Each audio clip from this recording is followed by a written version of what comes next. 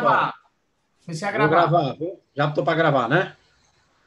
Bom, vamos dar continuidade à nossa palestra, né? Hoje quem vai proferir aí é o professor Francisco de Assis Brito, né? Ele fez o bacharelado dele na Universidade Federal da Paraíba, em 1994. Fez o seu mestrado, concluiu o mestrado em 1997 também, na Universidade Federal da Paraíba. E fez doutorado em Física pela Universidade Federal da Paraíba. Fez pós-doutorado em Física de Alta Energia na Universidade de Pensilvânia, de 2000 a 2002. Ele atualmente é professor titular da Universidade Federal de Campina Grande. E é pesquisador nível 1 do CNPq. Né? Ele tem trabalhado em defeitos topológicos, domínios Wall, Brownian Woods, supergravidade, cosmologia, dimensões eixos, buracos negros e temperatura finita. Né? E ainda é coeditor da Europhysics Letters, né? Então, vamos dar aí, passa a palavra aí para o Francisco. Ele vai falar hoje sobre, vai fazer falar um pouco sobre inflações em modelo de Brana.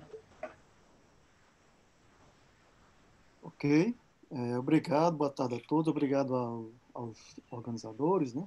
Jeová, Célio, Renan, né? Marconi, né? Não sei se Marconi está por aí, mas é ruim citar nome, né? Que acaba ficando Esquecendo, né? esquecendo, é injusto, né? Então, os nomes que estão me vendo, os nomes que estão me vindo à mente agora são esses. Então, eu quero agradecer de antemão já pelo convite, né? E parabenizá-los, né? Pela iniciativa, mesmo um período tão difícil como esse, que a gente nem precisa, né? Tá repetindo, porque tá sério, né? Tá muito séria a situação aqui no Brasil. Muito bem, gente. Esse tema, né? É um tema que eu já tenho estudado há algum tempo. Tinha parado, voltei a estudar recentemente, né? É um tema que, vez em quando, vai e volta, né? À tona, né? Que é eu selecionei aqui dois trabalhos recentes meus, mas vou falar de alguns, né? Principalmente do trabalho o trabalho seminal, digamos assim, né? Então, eu acho que eu tenho que baixar aqui, senão vai ficar em cima.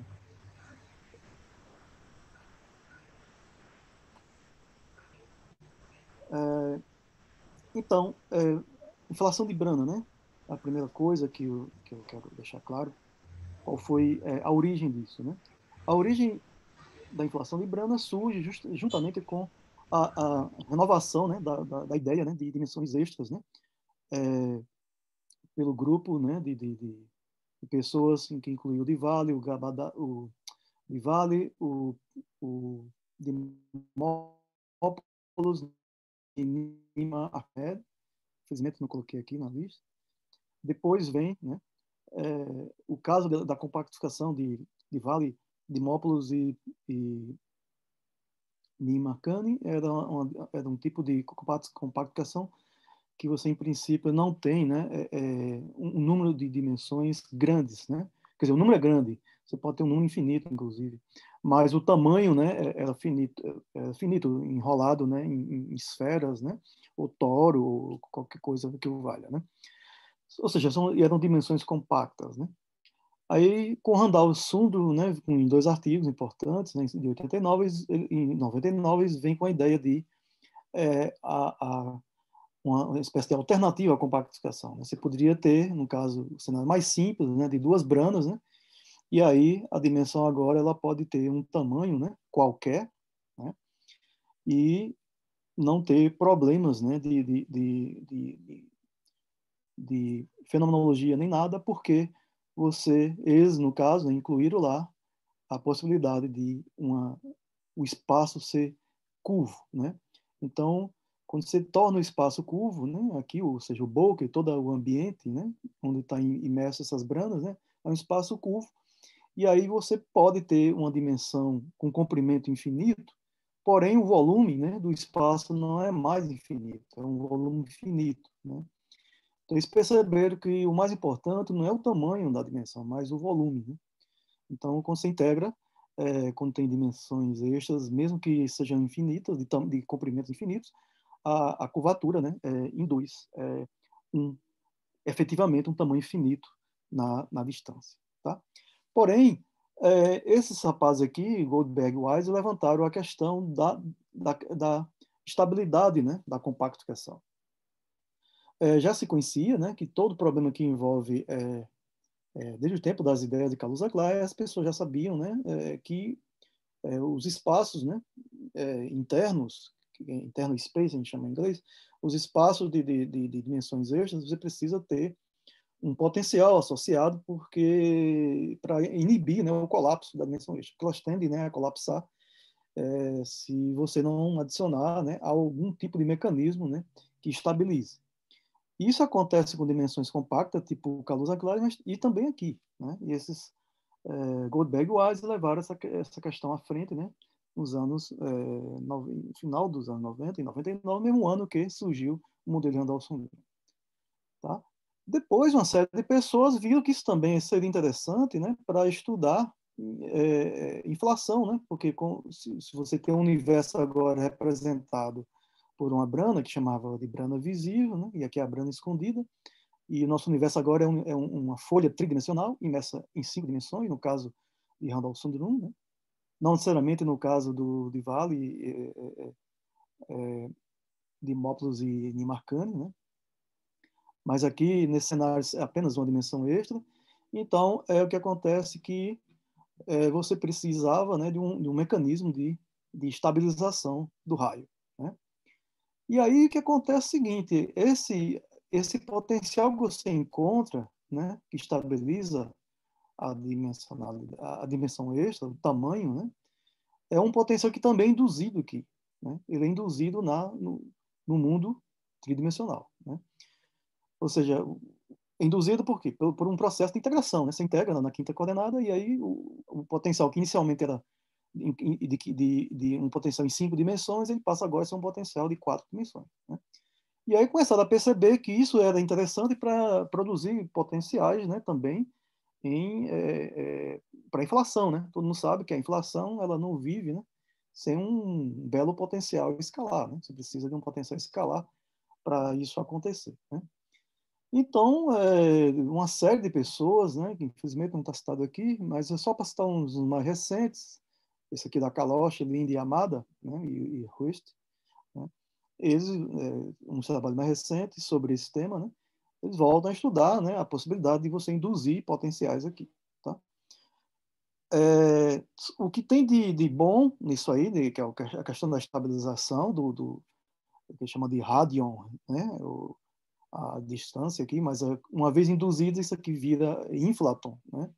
Então, o que tem de bom nisso é que você está usando uma teoria, em princípio, algo que vem de teoria para produzir um potencial aqui, né? Um potencial na brana que pode ser usado para a inflação. O problema é que a inflação, a cosmologia, a cosmologia, ela impõe, né, condições muito restritas, né, aos potenciais que você pode usar, certo? Não é qualquer potencial escalar que você pode usar para gerar inflação suficiente para o universo e resolver todo aquele problema do horizonte, monopólos, né, magnéticos, né? O problema da planura, né? Né? O do horizonte, uma série de coisas, né, que você tenha no modelo padrão. Né? E aí tem um problema, porque os potenciais aqui também são restritos. Né? Os potenciais aqui são restritos por causa uma série de simetrias que envolve, né, na própria teoria de cordas ou teoria de supergravidade que você tem. Né? Então, você pode ter restrições da própria teoria que pode não ser compatível com as restrições da teoria da inflação. Tá? Então, isso tem gerado uma série de problemas, principalmente teoria de cordas, né? Porque é uma teoria essencialmente baseada em constante cosmológica negativa, né? Que é a supersimétrica. as teorias de supergravidade, né, que vêm como limite de baixas energias, são teorias fundamentadas em supersimetria, e a inflação ela precisa de constante cosmológica positiva, né? Então aí já começa um conflito, mas algumas pessoas conseguiram resolver, pelo menos em parte, esse problema usando um tipo de compactificação que chama compactificação de fluxo, via fluxo, né? Que é o modelo de Kalosh, Linde, né? É, Trivedi e o modelo KKLT, né? Kalosh,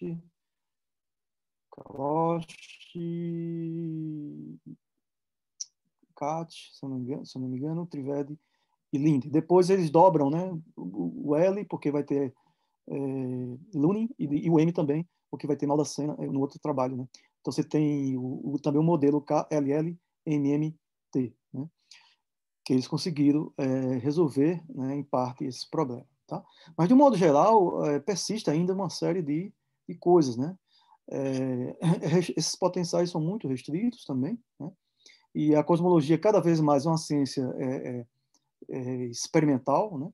Então facilmente ela joga fora um potencial que você inventa, né? Então é difícil, né, em geral, você casar essas duas coisas, tá? Então por isso já dá para entender o desafio, né, de você encontrar um potencial que seja vindo de uma teoria fundamental ser consistente com a teoria inflacionária, né? Ou até mesmo a teoria da energia escura, né, nos dias atuais, né? Então há uma série de problemas, né, que precisam ser superados ainda, né? Então, no mesmo ano de Vale e Tai, né, foram as pessoas a começar a estudar a inflação usando branas, né, nesse contexto, né?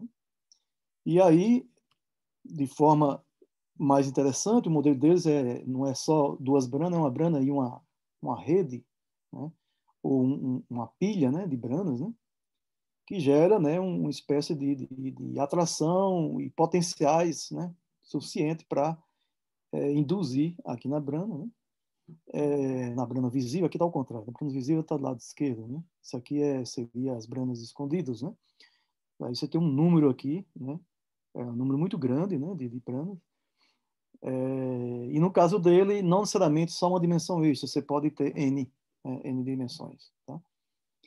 Então, eles fizeram por construção, né, uma coisa bem bacana na época, né, só olhando para a figura, né, e também conhecendo as interações possíveis, né, que pode haver entre branas, né, eles conseguiram, né, montar esse potencial aqui de forma o mais geral possível. Claro, ele não é modo independente, né, porque tem algumas constantes aqui, como o B, o C, né, o K, essas coisas. O alfa depende do modelo, né? Lembrando que esse aqui é uma dimensões extras, que no caso dele não necessariamente é só de 5 dimensões, né? E aí, por construção, eles foram fazendo o seguinte, olha, a primeira fonte, né, de potencial que pode haver entre as duas branas, né, são os modos, né, localizados na brana, tanto massivo quanto os não massivos, modo zero, né, geralmente são dados por uma função de onda, né, uma função de onda exponencial, né, que cai com a distância, né, ou pode crescer, né, para modos massivos, né. O pessoal que estuda Brainword sabe muito bem, né, que você pode ter modo zero que cai, né, e pode ter modos que cai e depois pode subir novamente, que são os modos que têm massa, né. Então, isso a função de onda, né, dos modos localizados seria já uma fonte, né, possível de interação e de gerar, né, potenciais, uma parcela, né, desse potencial. Uma segunda fonte, né, potenciais de tipo de Yukawa, né, porque se você pode ter modos massivos, né, então você pode ter uma troca, né, das partículas massivas do bulk, né, que é todo o espaço ambiente, com as partículas da brana, né? Então isso gera uma interação tipo Yukawa, né, principalmente para os modos massivos, né, que é essa contribuição aqui, né? Também, isso aí os modos massivos, mas e os modos mais baixos, ou light modes, né, os modos que não têm massa, né, mas não necessariamente escalares, né, são os modos que podem vir de, de, de gauge ou do gráviton, né? São modos, né, relacionados a tensores, né, de ordem maior, né?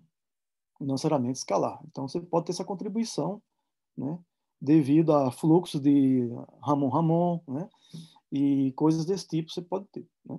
E também contribuições gravitacionais que pode ser induzida entre as branas, né? E por último, eles pensaram o seguinte: ainda pode ter uma contribuição confinante, né? Porque você sabe que em teoria de cordas e branas você pode ter conexão de cordas entre uma brana e outra, né? Pode ter corda que termina, né, na própria brana, mas pode ter corda que conectam branas distintas, né?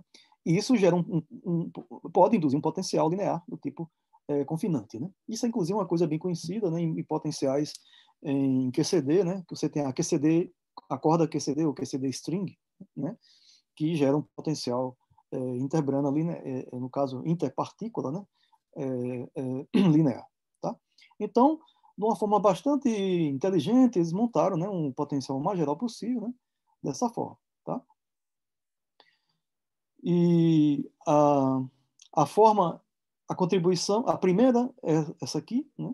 Isso aqui, F em geral pode ter uma forma exponencial, né? Que é relacionada aos potenciais, às interações, né? Aos modos, né? Light modes ou massivos, né? Então, eles estão aqui, né? E a combinação disto com isso, né, em geral dá um potencial, chama potencial steep potential, né, um potencial que ele faz um, uma coisa linear, mais ou menos linear aqui, e depois ele tem uma constante, né? Então são potenciais que podem ser ou não problemático, né, dependendo do tipo, né, vai ver já uma figura dessa depende de quão íngreme é, né, essa parte linear, né? Então, se for muito íngreme, então você não gera inflação suficiente, né? E a inflação acaba rapidamente, então você não tem um bom potencial. Então, o ideal é que seja não tão íngreme, né, e tenda para uma coisa aproximadamente constante, né? E esse potencial, pelo menos para longas distâncias, né, é visto, né, mais ou menos isso, né? Dá para ver que ele vai ter uma contribuição mais ou menos da forma que a gente deseja, né? Isso é o cenário de Valley-Tie, né? Em princípio, eles não consideram a teoria tipo só com uma dimensão e uma constante cosmológica aqui, né? Em princípio, eles consideram as dimensões enroladas, né? E não necessariamente você está no espaço no espaço Minkowski, né? Você pode ter essa dimensão aqui, né? Bom, você pode ter uma curvatura nas demais dimensões, mas e sobra uma quinta dimensão aqui, que você vai dizer aonde a brana vai interagir uma com a outra, né? Ao longo, né? A distância ao longo de interação, pode ter uma região aqui que é essencialmente tipo Minkowski, né? Então, por isso que eu estou dizendo que nos próximos slides daqui a pouco eu vou falar da situação quando você tem, de fato, né, que é o caso mais relacionado ao Goldberg-Wise e Randall-Sundrum, né, que é o caso que você tem uma constante cosmológica no ambiente, né, constante cosmológica, uma constante cosmológica negativa, né, e você tem uma curvatura do espaço ambiente aqui, tá? Então, o cenário de Valley está essencialmente tipo de Minkowski, né, aqui, tá? Então, já dá para ver que é um cenário que você não vai ter modo zero, né, para Graviton localizado aqui, nem para outros modos. Essencialmente, eles vão poder, né, propagar aqui, mas aí com aquela forma que eu falei de modos que cai, né, cai exponencialmente, né, que é essa contribuição que está aqui embutida, né? Muito bem. Uma vez que você tem esse cenário de Valley-Tie, né, que é assim, nós podemos encontrar, né, essencialmente eu estou resumindo aqui o que eu falei, né, há pouco. Então, de Valley-Tie, o que ele faz? Podemos encontrar vários tipos, né, de interação entre uma brana e uma pilha, né, de brana, né, para gerar inflação, né? E depois, o que se pode fazer? Aí depois, muita gente fez várias coisas, né? Extensões e tal. Mas eu vou falar um tipo de extensão que eu tenho abordado recentemente com alguns colaboradores, né? Que é fazer correções, né, na teoria, né? Usando, né, o modos tunelantes, né? Ressonantes e tunelantes, né? Que em inglês chama tunneling resonant modes, né? Que é o que a gente vai falar agora. Então, esse trabalho saiu recentemente, né? Foi ano passado, mas a publicação, acho que... Não, esse ano, acho que foi o ano passado ainda. A publicação. Então, é o seguinte, né? A ideia é você associar cada brana dessa, né? Um, uma barreira de potencial, né? E aí você tem, em princípio, né?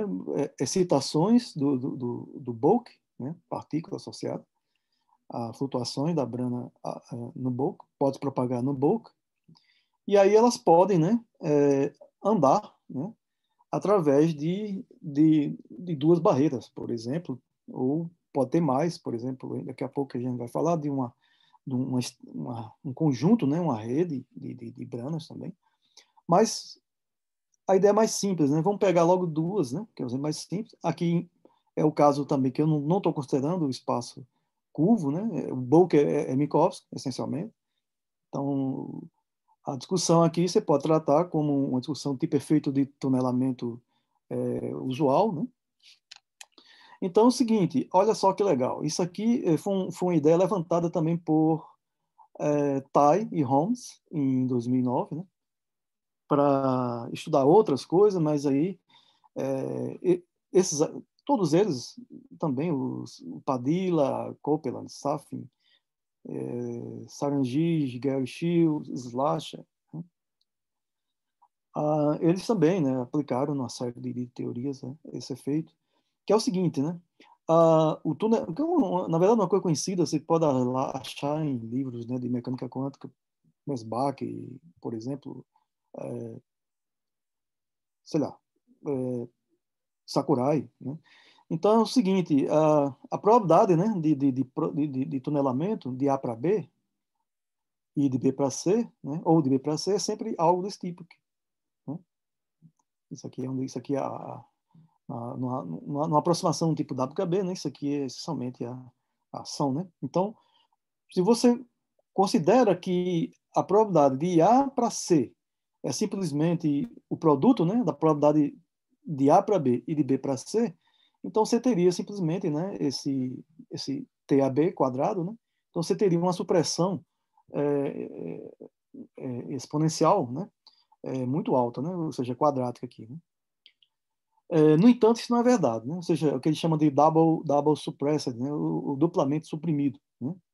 Só que isso não é verdade porque você tem que lembrar que aqui no meio tem o que chama de modos ressonantes, né?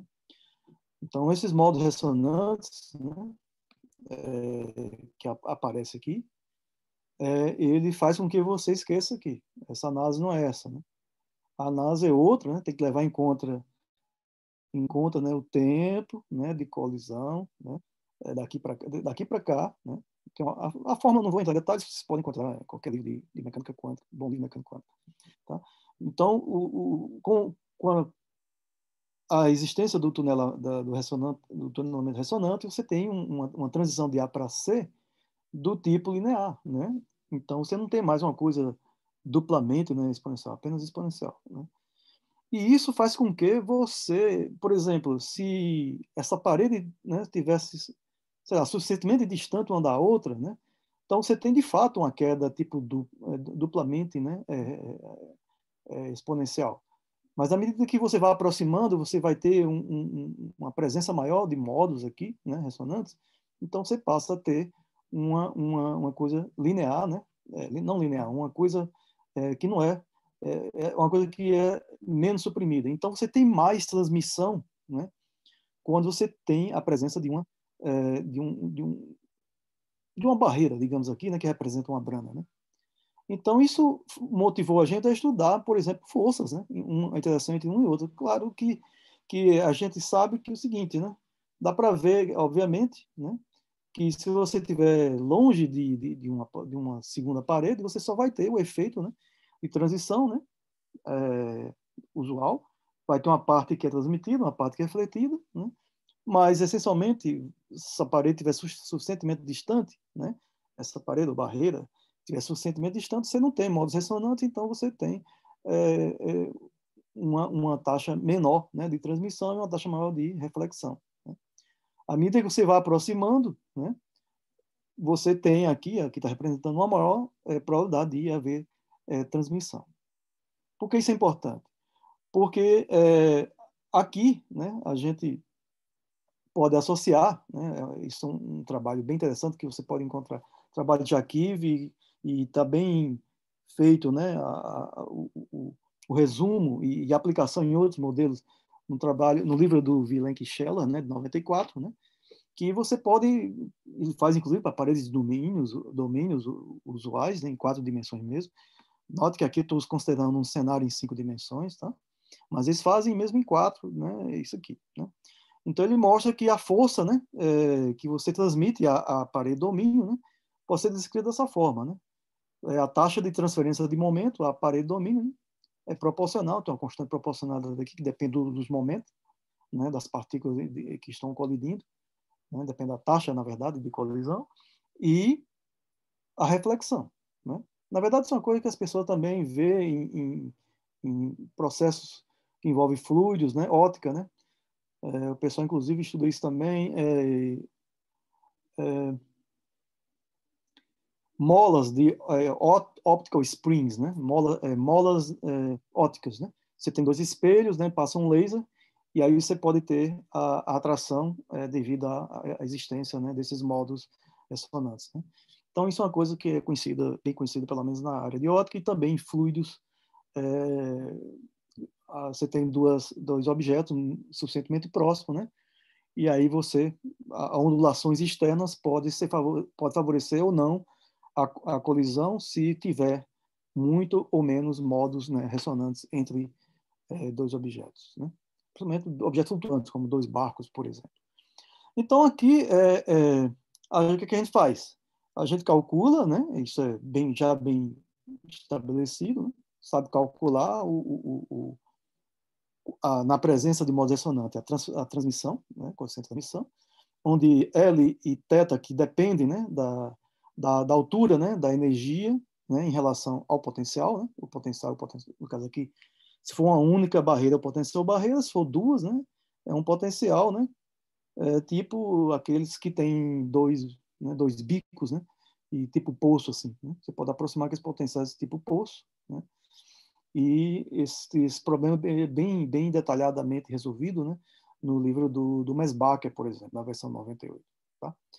Então, uma vez que você tem a transmissão, né, na presença desses modos, né, na presença dos modos ressonantes, eu consigo achar a taxa de reflexão, né, que é um é menos o outro, e aí eu plugo aqui, substituo aqui, né?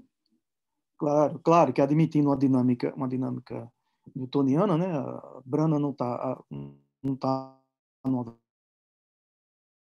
estou usando aqui uma lei newtoniana, né, da mecânica, essencialmente, né? Mas o efeito, né, de colisão aqui é dado, né, puramente modulado, digamos, né, por um efeito quântico, né, que é o R aqui. Uma vez que você tem o R, né, e esse R, o R de reflexão, é uma função da distância, né, aqui, ó, tá? Você integra na quinta coordenada, mas aí esse R, né, é essa distância aqui.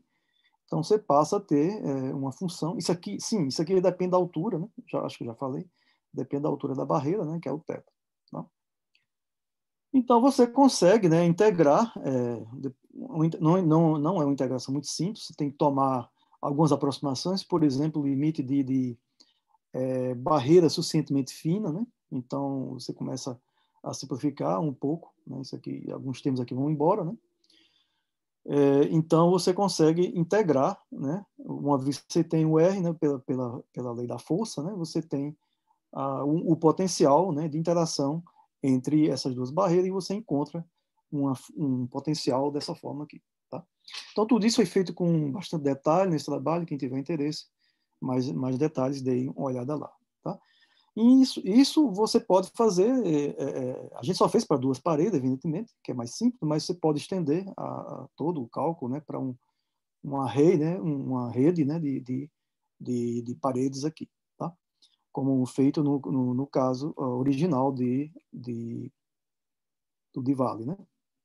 Diwali Itai, tá? Então, isso é interessante porque a gente consegue, né, produzir, né, o potencial, né? Só que note, né, que você ganha um termo, curiosamente, né? É, isso é uma coisa muito interessante porque você ganha esse termo linear, mas é com sinal trocado, né? Então, de forma que, se você adicionar, como isso é uma correção ao cenário de Diwali, se você adicionar ao potencial de Diwalitário, você vai cancelar essa parte, né, confinante, né? Que, em geral, não é muito boa esse termo aqui, né? O próprio Diwali, no trabalho dele, ele arranca essa parte aqui, ele desconsidera, só desconsidera, ele sem muita justificativa, e diz assim, vou tirar a contribuição né, de cordas, né, agora, e aí eu não tenho, porque aí você fica com potencial confinante, é uma coisa sempre, né, linear, e se você pega a distância muito grande, não fica muito bacana, né? Confinamento é bom para QCD, né, mas em cosmologia, em geral, não é tão interessante. Então, se você somar direto, né, você já eliminaria, né? Claro, ajustando, né, a constante K com a densidade, né? Aqui, não esqueça, né, que tem a tensão, né? A tensão aqui das branas, né? Vezes essa constante aqui da corda, né? Então, você pode cancelar, em princípio, esse pedaço aqui, tá? No entanto, a gente não ficou tão satisfeito com isso, num próprio modelo, a gente considerou a possibilidade de cancelar, né, adicionando campo eletromagnético, né? A gente adiciona, né, um campo eletromagnético também, né, aqui, e aí a contribuição que vem devido ao campo eletromagnético interbrana, né, é como se fossem 2 placas, né, 2 placas capacitor, né, você tem uma contribuição linear apenas, né, entre elas, e aí você pode cancelar essa contribuição também, né? Então é outra forma, né? Se você não quiser apelar para cordas, né? Querer resolver isso tudo no próprio, no contexto de paredes de domínio, você também pode eliminar a parte linear e fica com essa parte tipo arctan, né? E aí o potencial é dado assim, né? Um potencial, como eu falei, tem uma inclinação, e essa inclinação é importante, porque se ela for íngreme demais, não presta, né? Se for baixa demais também não, então você tem que encontrar um valor, né, que module isso aqui, né, que caracterize isso, né? A altura é interessante, né, porque a gente sempre associa a inflação o inflaton, né, a algo que rola, né, e enquanto rola o rolamento lento, que chama de rolamento lento, você tem uma expansão do universo, né? E aqui é o que a gente chama de, né, você tem uma energia potencial agora completamente convertida em energia cinética, e aí você não tem mais, né, você não tem, o rolamento é lento aqui, ou até por aqui, mais ou menos, depois ele pode ter uma velocidade muito alta, e aí você não tem mais expansão, é o que a gente caracteriza de fim, né, da inflação. Tá?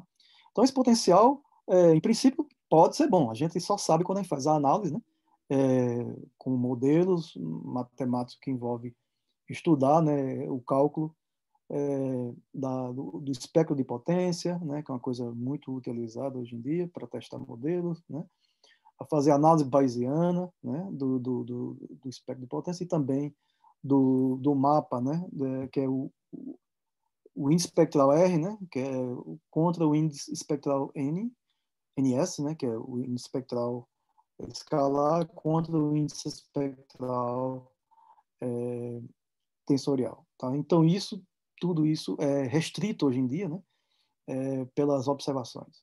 E essas coisas tudo depende do potencial. Tá? Você pode obter, daqui a pouco a gente vai ver como obter essas coisas, né, depende do potencial. Tá? Então, essas constantes K, beta, né, que está aqui como um parâmetro, né, que surge, né, vem da constante de integração, lá da teoria, tudo isso vai ser importante depois, né, para te dar parâmetros, né, para ajustes na teoria. Né? Pode ser que para parâmetro nenhum, valor nenhum, sirva, né, para teoria, para cosmologia. Tá?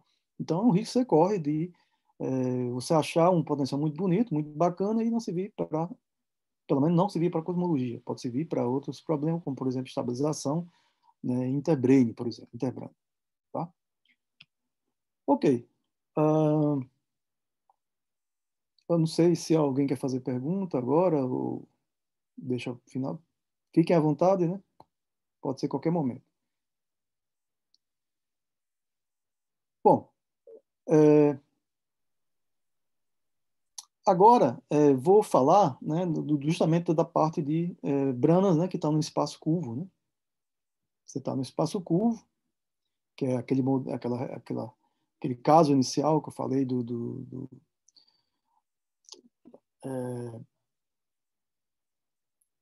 que você só tem uma dimensão extra e você precisa, né, de ter, em geral, né, alguma curvatura no espaço. Né? Se não for total, tipo ADS, né, você pode ter algum regime, né, de curvatura no espaço. Tá? E esse modelo aqui, que foi desenvolvido em 2007 por Alcanese e Carvalho, né, é um modelo muito interessante, porque descreve muito bem a cosmologia. Tá? Porém, né, até essa época, até o ano passado, até 2018, não havia, né, não se tinha ainda uma forma de obtê-lo, né, dentro de uma teoria, tipo teoria fundamental, né, uma teoria que pelo menos é o modelo de uma teoria fundamental, como o modelo de Branas, né. E esse é um potencial muito interessante, né, que a gente chama de beta exponenciais, né. Você vê que essencialmente a fórmula, né, da função beta, da função exponencial, só que você deixa, em vez de tomar o limite, né, como normalmente a gente faz, né, se tomar o limite para beta ir para zero, você vai para a função exponencial usual, né, sem esse beta aqui, né, tá? A exponencial negativa, que é essa, né? O exponencial com negativo não, exponencial com argumento negativo que cai, né? Mas isso é no limite que esse beta não dá zero. E se não for, de um modo geral, isso pode ter qualquer valor, e aí é muito mais interessante do ponto de vista cosmológico. Os potenciais exponenciais aparecem bastante em teorias de corda, em teorias de Branas, né? Mas esse fator aqui, que em geral aparece multiplicando o campo, é o fator que muitas vezes causa problema. Eles têm valores, em geral, fixos, né? Na teoria de corda, por exemplo, que não é esse parâmetro aqui não é livre. Né? E aí você, quando vai para a cosmologia, aí precisa que ele tenha algum determinado valor que é impossível de você gerar um acordo, né? Aí acontece o que a gente chama de conflito de teorias, né? A teoria fundamental acaba não conseguindo gerar algo que seja reproduzido pela cosmologia. Então, esse potencial já era usado, interessantemente, porque ele reproduz muito bem os dados cosmológicos, né? E, de forma curiosa, a gente conseguiu, em 2018, né, induzi-lo, né, num contexto de Brahma, né? Então, vamos lá ver essa parte, como é que foi isso. Aqui ainda tem uma pequena visão, né, do formato do potencial, né? Quando beta é zero, você tem simplesmente um comportamento exponencial, né, com o argumento negativo, né? Se for um pouquinho diferente de zero, você já tem uma coisa tipo pulso, né? Se você aumenta um pouquinho mais, você vai ter, né, um pulso mais estreito, né? E aí vai, tá? Você só tem esse potencial aberto, de fato, né, quando você tem o beta igual a zero. Né? Então, a qualquer outro valor, você vai ter coisas que vai fechar, né? Pode não fechar logo, mas vai fechar em algum lugar mais distante aqui, né? Dependendo do valor que você põe, atribuir a beta. Tá? Então, a teoria que a gente vai usar aqui é o setor, né? O setor bosônico, de uma teoria de supergravidade, né? De forma mais geral, né? A gente tem, em princípio, N campos escalares, né? É uma teoria de campos escalares acoplados com a gravitação, né? Pode ser, em princípio, em qualquer dimensão, né? Claro, isso aí a gente já está abrindo mão, né, daquelas restrições que a gente tem das teorias de supergravidade que você obtém, né, diretamente de teoria de cordas, né, que você só pode ter até 10 dimensões, né? Mas aí existem teorias, né, que simulam, né, de forma bem interessante, teoria de supergravidade, né? Que o pessoal chama de fake supergravity, né? Ou é uma espécie de aproximação de supergravidade, porque você captura muito bem o setor bosônico, né? Mas se você adicionar contribuições não lineares, e aí vai ficando mais complicado, né? Então, você precisa de uma métrica, né? Ou pelo menos de um ansatz desse tipo, né? Que é um ansatz que você admite, né? Que você tem uma invariância de Poincaré ao longo da brana, né? Entre dimensões, né? Aqui. E esse é o que a gente chama de warp factor, o fator de empenagem ou de dobra, né? Em português, né? E aqui é a dimensão extra, né?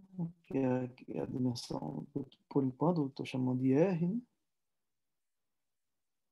Acho que em algum momento eu vou chamar de outra coisa, mas R. Né? Alguma pergunta? Deixa para o Ok. final as perguntas, viu? Ok. Não, eu tenho a impressão que alguém tinha feito uma pergunta, mas tudo bem. Não, não, Então, deixa para o final. então, naquela teoria lá, né, nessa teoria, você também escolhe, né, por ser uma teoria que você imita, né, a supergravidade, esse potencial não pode ser de qualquer jeito também, é um potencial que é dessa forma aqui, né? É um potencial que você tem esse tipo de contribuição, né, escrito em termos de uma função chamada de superpotencial, né? Quando você aplica isso nas equações de movimento, né, você encontra, né, a, você consegue reduzir a equação de primeira ordem, né, dessa forma, né, onde a derivada da tua variável de empenamento, né, o warp factor, é relacionada, né, com o superpotencial, e os campos escalares é relacionado com as derivadas do potencial. Tá? No caso, aqui a gente vai considerar dois campos escalares, é o suficiente para o nosso estudo, né? Então, essa é a forma geral. Tá? Devo lembrar que essa é uma forma também que se obtém se você estiver trabalhando com supergravidade mesmo. Né? Se você considerar apenas as contribuições lineares de férmions, né? Isso aqui vai ser, quando você faz as variações, fermiônica igual a zero, você acaba encontrando também isso aqui. Tá? Por isso que a gente diz que é uma teoria que é muito próxima reproduz, né, características muito boas, ou eu diria fundamentais pode não reproduzir tudo, né, mas coisas bem fundamentais da gravitação, da supergravidade, você consegue reproduzir quando considera uma teoria de supergravidade, é uma teoria de gravitação acoplada a campos escalares dessa forma aqui. Tá? Bom, tem artigos de revisão sobre isso, né? Esse aqui é artigo original, esse aqui também, né? Tem artigo meu com outros colaboradores também, né? E tem artigos muito bons também de revisão, tá? Sobre esse tema aqui. Quem tiver mais interesse específico nisso aí, deem uma olhada nessas. Não necessariamente tem procura por revisão sobre Brainwords, né? Vocês vão achar coisas bem interessantes mundo afora, tá? Então, vamos escolher um superpotencial, né? Que é típico, né, de aparecer em teorias de Brainwords ou supercorda, é achar potenciais escalares, né? Não um potencial escalar do tipo de 4 dimensões. Está aqui um potencial escalar em 5 dimensões, né? É um potencial escalar que depende de dois campos, porém tipo exponencial, né? Que é o que a gente normalmente encontra com mais frequência, né? Em teorias desse tipo, né? Em teorias que você tem uma origem, né? Uma origem de supergravidade, esses potenciais em geral desse tipo. Né?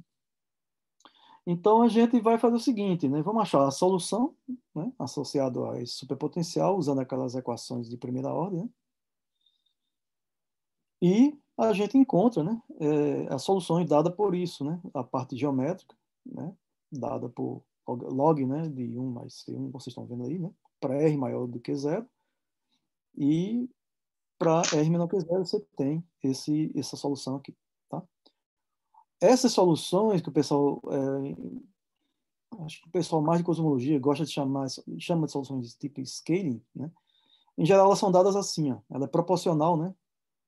O próprio campo escalar, as soluções são proporcionais ao próprio fator de escala, né?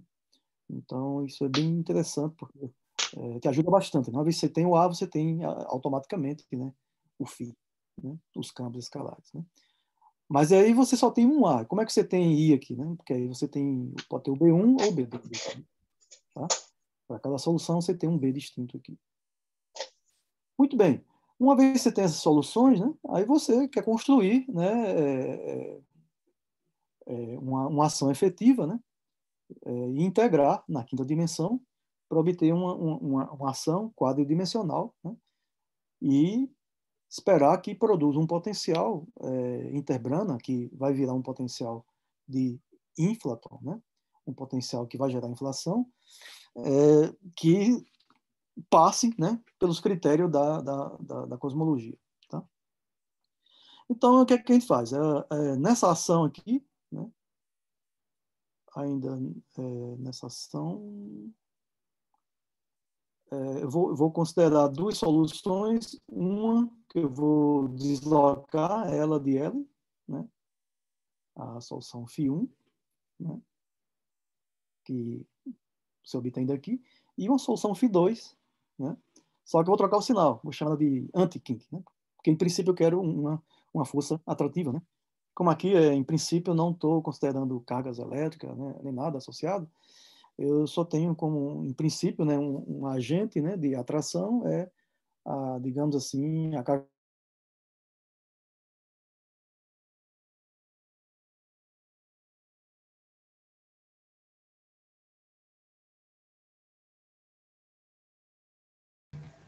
Francisco, ativa teu som aí.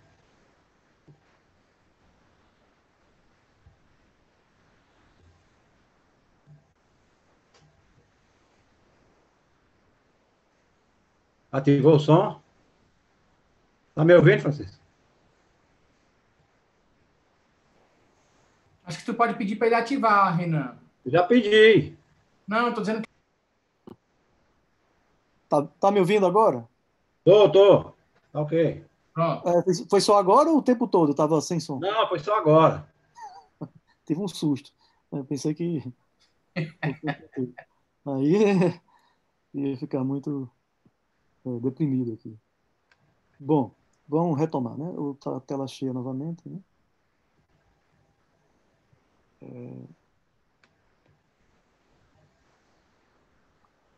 Ok. Então, a gente considera um kink e um anti-kink, né? Soluções daqui, né? Aqui você tem as duas soluções, eu só coloquei mais, você pode ter mais ou menos, então você pode ter kink e anti-kink. E aí vou substituir na ação, essa ação aqui, né? Tá? Que em geral, né, pode depender do tempo, então por isso que tem contribuições aqui com φ ponto quadrado, né? E contribuições dependendo parcialmente em R, né? E o potencial. Isso faz uma série de álgebra aqui, né? Uma série de contas, né? Que não vou entrar em tantos detalhes, né? Mas é importante, né, que vocês acompanhem pelo menos um pouco da passagem, né, ao substituir as soluções, tanto no potencial quanto na parte dinâmica, né? Então você ganha, né, essa forma aqui. Tá? Só que isso ainda está em 5 dimensões. Né? O deslocamento aqui, né, ao longo da dimensão extra, L, né, eu estou dizendo que ele, em princípio, tem uma dependência em T, por isso que eu tenho uma dependência em T aqui implícita, né? Porque eu posso ter essa dependência, a distância, né, entre as branas, ela pode variar, evidentemente, como a gente comentou logo no início do seminário, né? Então eu vou admitir que, em princípio, isso pode depender do tempo. Tá? Você pode perguntar, isso pode ter conflito com as soluções que se obteve, em princípio, são soluções estáticas? Pode, mas aí você admite o regime, né, de branas, né, que estão variando com a distância, mas de forma suficientemente lenta, né, para você, variando adiabaticamente, como se costuma falar, né, de forma que você ainda pode manter a tua teoria. As soluções ainda são aproximadamente exatas, né? Então, aí você fica com isso, vamos nos concentrar na parte do potencial, né? Porque agora, né, você tem esse trambolho aqui, né, que pode ou piorar ou ajudar a tua vida, né, dependendo do que critério você vai utilizar aqui, né, para simplificar a vida, né? Então, tem uma coisa que dá para fazer, né? É o limite, né, que você toma, né, as paredes bastante finas, né, que é o limite que essa constante C ela é muito grande, né? Mas aí não pode fazer isso arbitrariamente, né? Porque isso o C depende da tensão, né?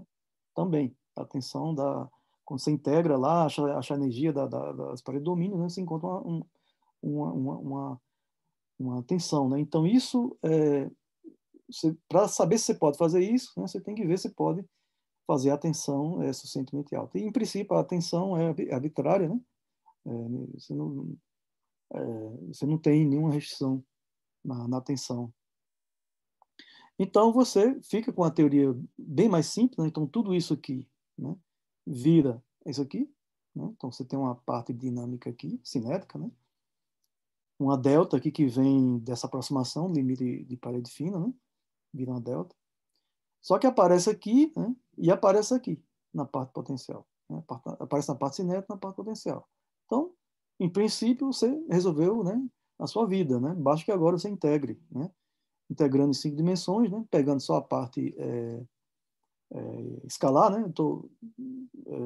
Aqui não estou levando em conta nesse cálculo, né? Porque não precisa, né? O cálculo da integral no tensor de Hit em 5 dimensões, escalar de Hit em 5 dimensões, porque isso já é feito, né? Na questão da base que eu citei no início, né?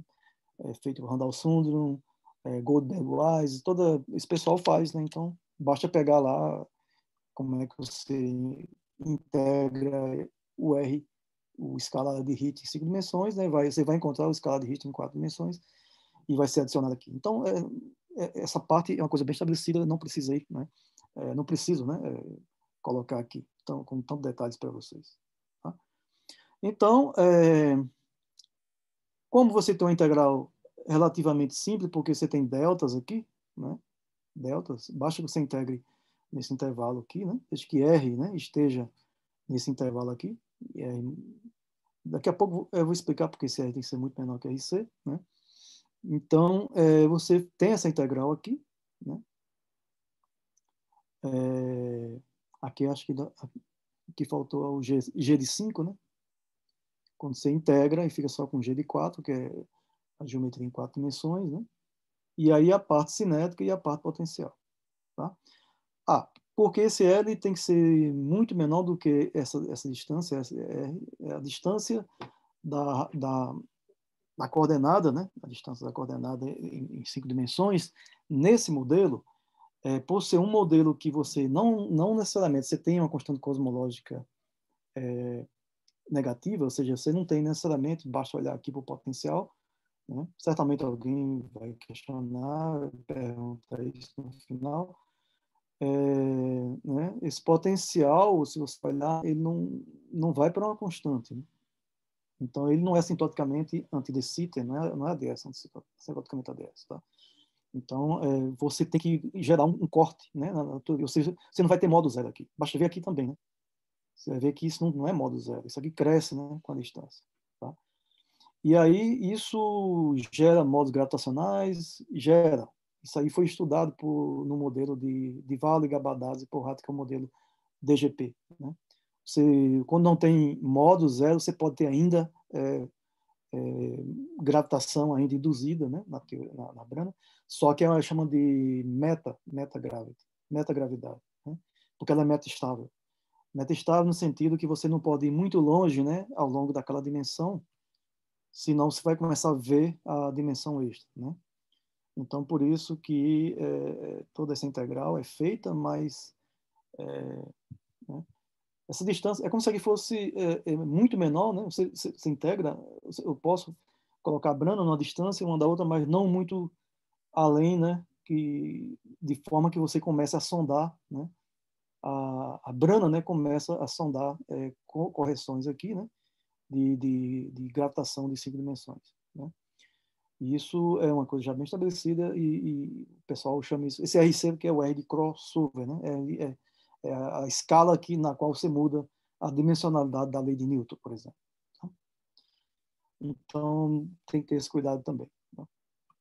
Bom, uma vez induzido o potencial, que é o que a gente quer ver, né? Se dá para fazer, então foi, né, induzido tranquilamente, aquele potencial beta potencial, né? Só que é só transformar, né? Mudar as letras aqui, essencialmente. Né? E, claro, mudar de forma consistente. Né? E você a gente ganhou um termo a mais aqui. Né? A gente, na verdade, não obtém necessariamente, né, o potencial de beta potencial. Ganhou um termo aqui, tipo um termo um termo de constante cosmológica. Né? Mas isso você pode sempre corrigir, né? Adicionar à teoria uma constante cosmológica a priori e cancelar, ou somar algumas se você tiver, né? Isso, constante cosmológica em 4 dimensões, tá? Tem que tomar sempre cuidado. Com a constante cosmológica de 5, que é aquela que eu falei que gera, né, em curvatura no bulk, tá? Eu estou falando da constante cosmológica em 4. Esse potencial agora está vivendo em 4 dimensões, ele está vivendo na Brana, tá? E é o potencial que é bem estabelecido na cosmologia. Sobre bem estabelecido, está aqui alguns resultados, né? O pessoal faz os plots, né?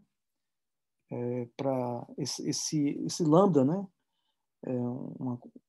Que aparece lá, tem dimensão inversa de energia, né?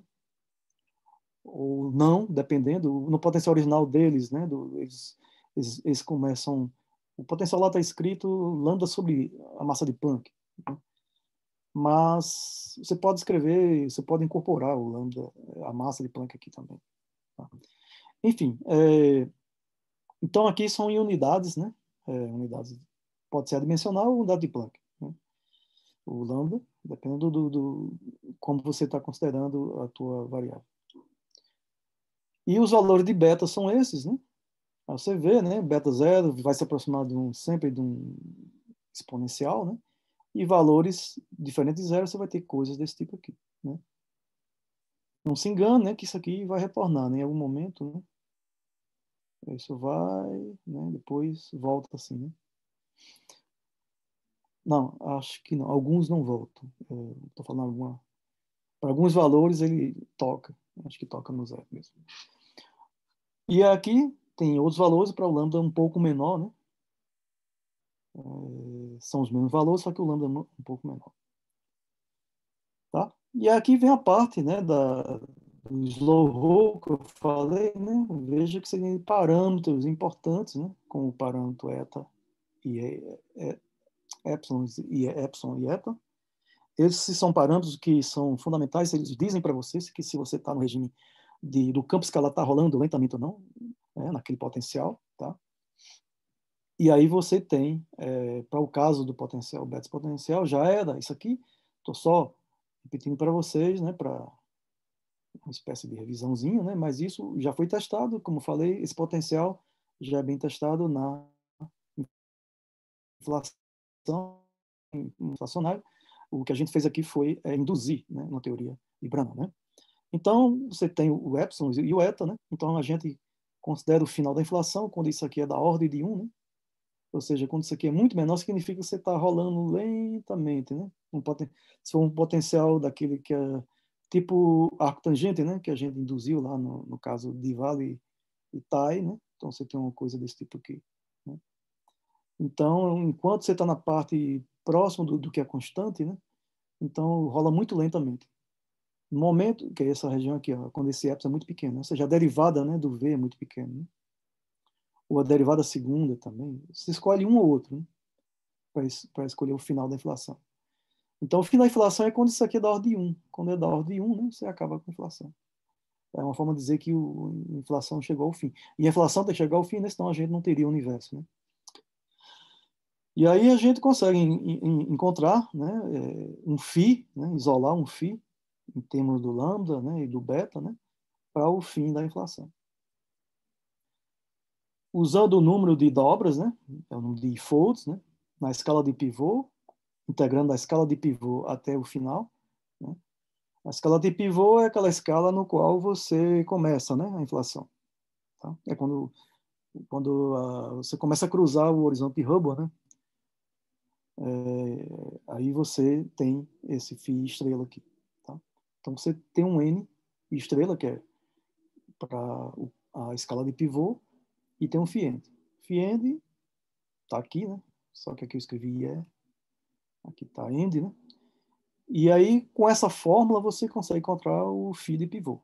Né? Consegue, uma vez que você usa essas duas fórmulas, você consegue encontrar as duas coisas, né? Tanto o φ-n quanto o φ de pivô.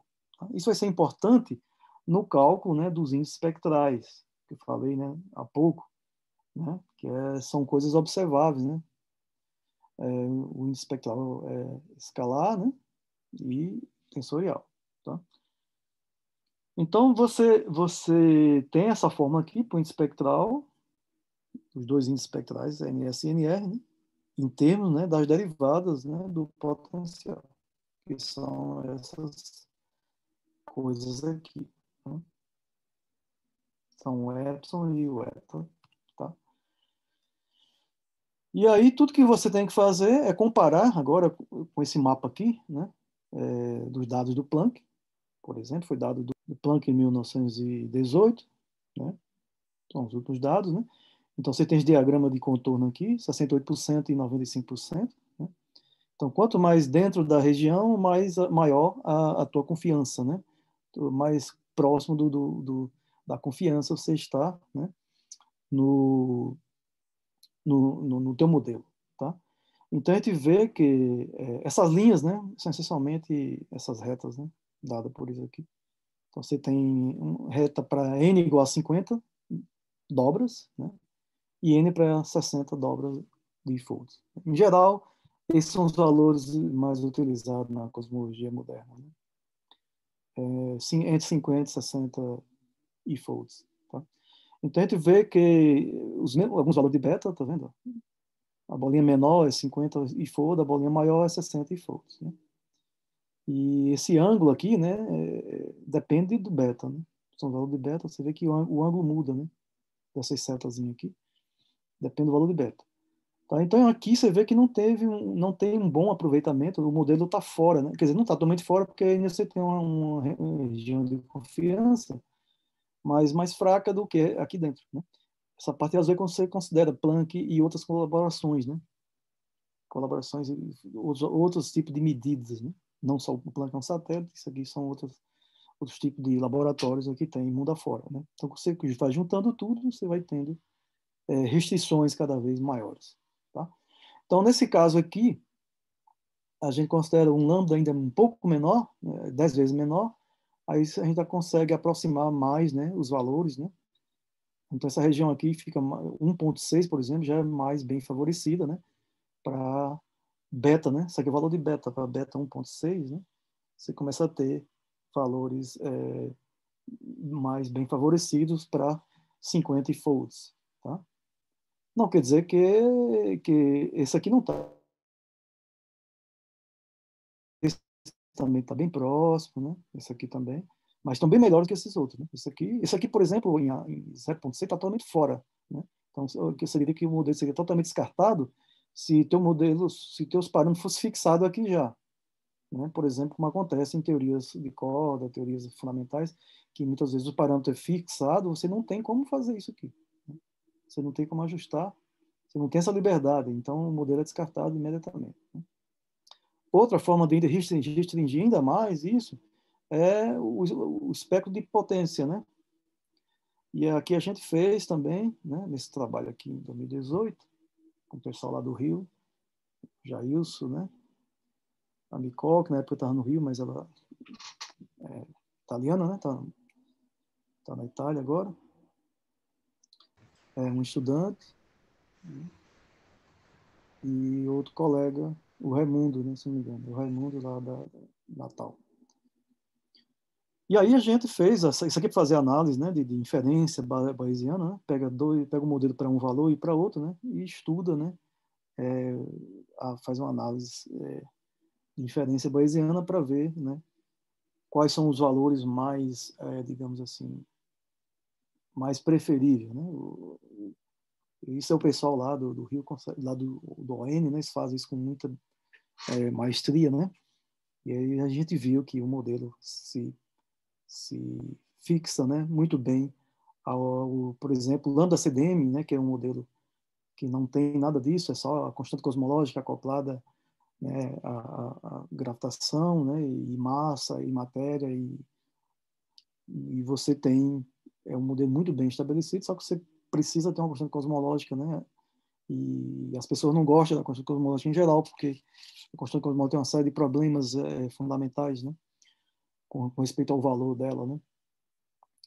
E aí, mas é um modelo que, do ponto de vista de cosmologia, é muito bem, né? Bate bem com os experimentos, né?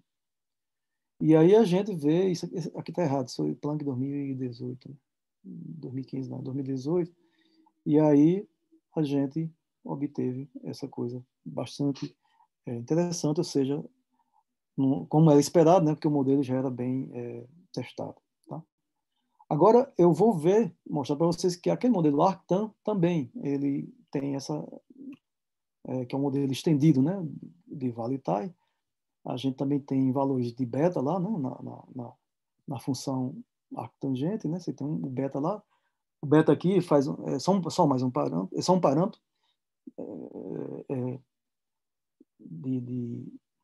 bom, é um parâmetro, então, só que ele trabalha de forma bem diferente do parâmetro lá do beta exponencial, né?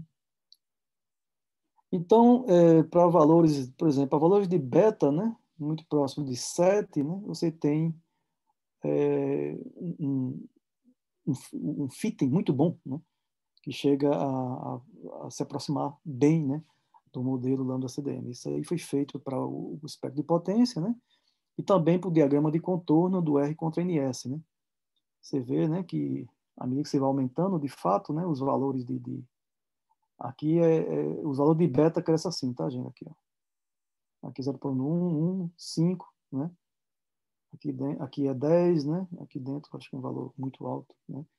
Mas aí esse valor aqui muito alto entra em conflito, né, com o espectro de potência, né? Então, o valor que está bem está aqui pelo meio, né?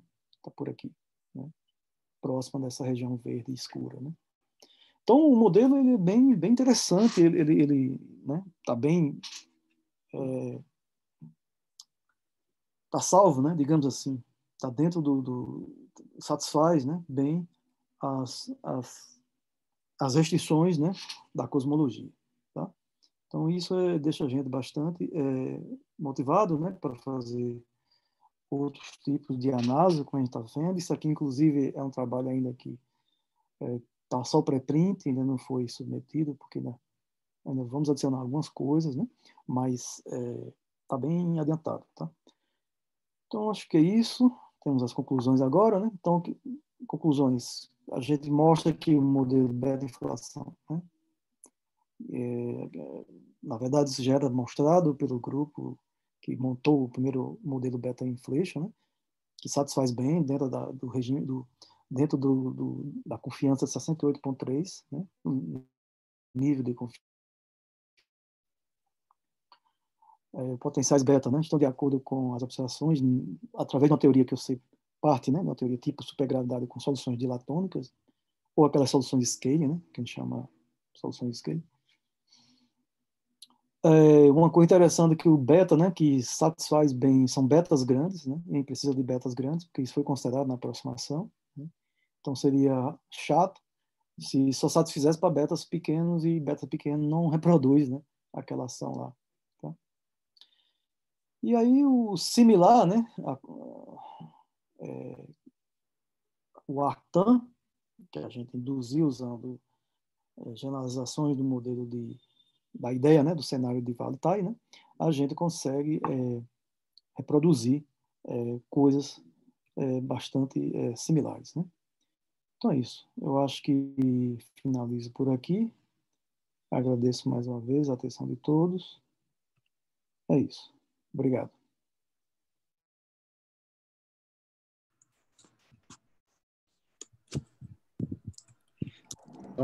Vamos dar os parabéns aí, desativa aí.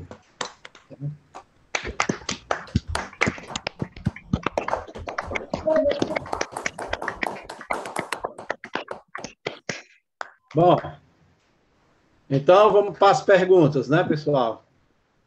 Quem tem que fazer, alguém puder fazer a pergunta, faz pelo chat, não, faz direto pelo áudio. Pode já está podendo desabilitar o áudio, viu? Tem uma pergunta.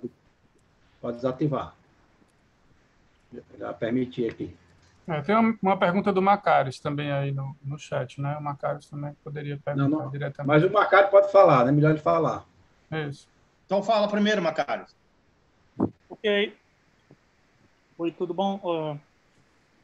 Opa, tudo bem, Macários?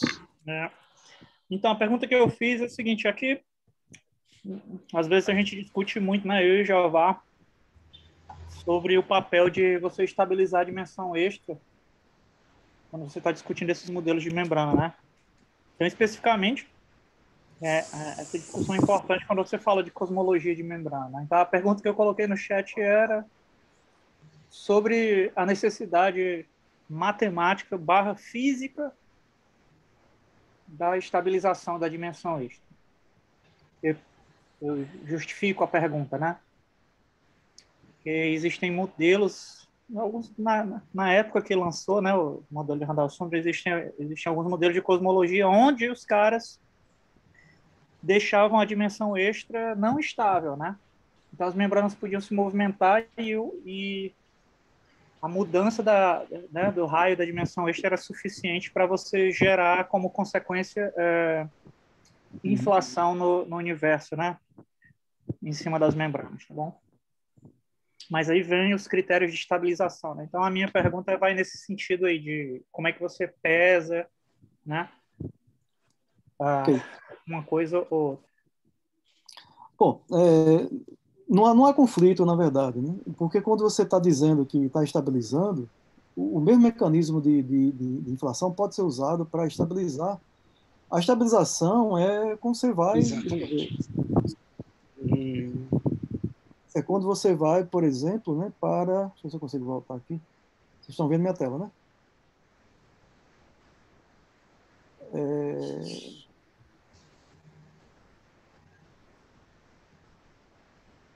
Estabilizar significa chegar no fim da inflação, do ponto de vista matemática / física, que você falou, né?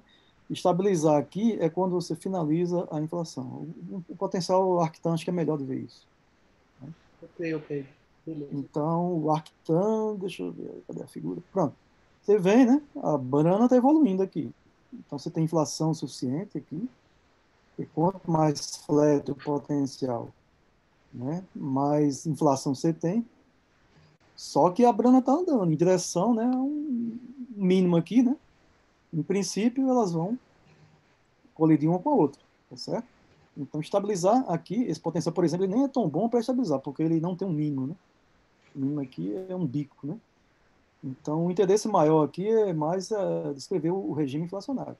Mas um bom potencial que dê conta dos dois, né? Melhor ainda, né? Você tem tanta inflação, e quando termina a inflação, termina no mínimo aqui, né? E aí estabilizou. Ok, obrigado. Respondi a tua pergunta? Respondeu perfeitamente. Bom, tem mais uma pergunta aí?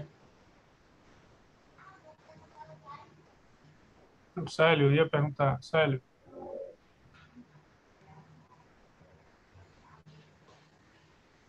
Célio? Fala, Célio. Alguém tem, além outra pessoa aí que vai fazer alguma pergunta aí? O Célio disse que tá sem áudio aí. Não, então alguém se pronuncia aí, que alguém tem alguma Pronto, pergunta. eu. Era o Célio, porque estava desativado o microfone dele. Pronto, ativou. Brito, me diz o seguinte, a gente sempre escuta e lê que o aquele modelo do Starobinsky, né, que leva em conta aí o quadrado, né, do escalar de Hit na ação da gravidade, é o que explica melhor a inflação. Eu queria saber até que ponto isso é verdadeiro e como é que você compararia esse modelo do Starobinsky com esse aí que vocês estão propondo, né, esse modelo estendido aí de Vale-Tai, né? Ok. O modelo de Starobinsky, de fato, é um dos modelos mais festejados, né? E as pessoas conseguem sim obtê-lo de teorias fundamentais. Por exemplo, se você entender, né, que correções de R quadrado, correções de altas ordens em teoria de cordas, né, em princípio, você pode obter o modelo de Starobinsky em teorias fundamentais, sim. Recentemente, é porque eu não coloquei aqui porque não ia dar tempo, mas recentemente eu fiz um trabalho também com o pessoal do Rio e de Natal, fazendo justamente isso, não no modelo ArcTan, mas no modelo, tipo esse aqui, tipo beta exponencial, só que essencialmente um quadrado aqui, né? Se você coloca 2 aqui, essencialmente, né? Você vai ter o modelo Starobinsky, né? E a gente conseguiu obter isso, aliás, é quase isso. Esse aqui com 2 aqui, você vai ter um modelo de Starobinsky. Na verdade, não é nem isso. Isso aqui tem que ser a própria exponencial, não pode ser isso. Tem que ser 1 mais exponencial disso elevado a 2. Né? E isso a gente conseguiu. Isso aí seria o Starobinsky. O que a gente fez foi uma deformação do Starobinsky, que é considerar isso, né, de tal forma que em algum regime a gente consiga recuperar o Starobinsky. Tá? E aí foi tranquilo, porque a gente já tinha obtido isso aqui nesse contexto aqui. Para obter o Starobinsky foi direto. Foi bem tranquilo para obter. Então, de fato, o Starobinsky ele é poderoso até nisso aí. Ele é bom como um potencial cosmológico e já tem várias pessoas que mostram como obtê-lo em cenários fundamentais, né? Como tanto Corda quanto Brainwords, né? Bom, pessoal, alguém que tem mais alguma pergunta? Respondei, Célio, a tua pergunta? Sério? Ele está sem microfone de novo. Você está surdo, é? O microfone Sim, aqui. tranquilo. Deu certo. Obrigado. Respondeu sim, Bom. valeu. Pessoal, mais alguma pergunta aí? Se não, vamos dar os parabéns novamente, né?